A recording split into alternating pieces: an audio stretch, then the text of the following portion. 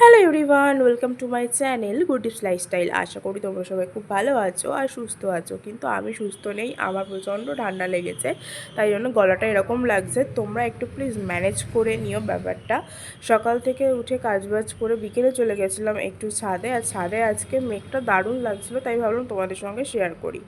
বিকেলের পরে সন্ধে হতেই চলে গেছিলাম মার্কেটিংয়ে। আর মার্কেটিংয়ে কিন্তু আমি একা যাচ্ছি না, প্রিয়াও যাচ্ছিলো। কারণ এখন কিন্তু চলছে চৈত্র মাস, আর চৈত্র মাসে চৈত্র সেলে বাঙালিরা যে শপিং করবে না সেটা তো হতে পারে না না।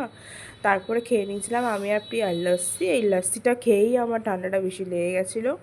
আর লস্যি খেয়েই চলে গেলাম শাড়ির দোকানে প্রিয়া শাড়ি পছন্দও করেছিল, কিন্তু বড্ড দাম বেশি বলছিল, তাই আর নেওয়া হয়নি।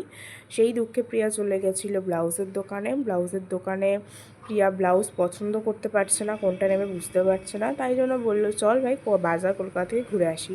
বাজার কলকাতাতে এই কুর্তিটা আমার ভালো লাগছিলো, কিন্তু প্রিয়া বললে ভালো লাগছিলো না, ওই জন্য আর নেওয়া হয়নি। তাই জন্য ওখান থেকে আমরা আবার বেরিয়ে চলে গেছিলাম কানেরের দোকানে। এই জায়গাটা আমার যেন মানে আমি স্বর্গ খুঁজে পাই, মনে হয় সবগুলো তুলে নিয়ে চলে যাই, কিন্তু সেটা তো আর সম্ভব হয় না। তারপরে প্রিয়ার গোপালের জন্য জামা নিয়ে আমরা আমাদের জন্য ড্রেস নিয়ে চলে গেলাম মোমো খেতে।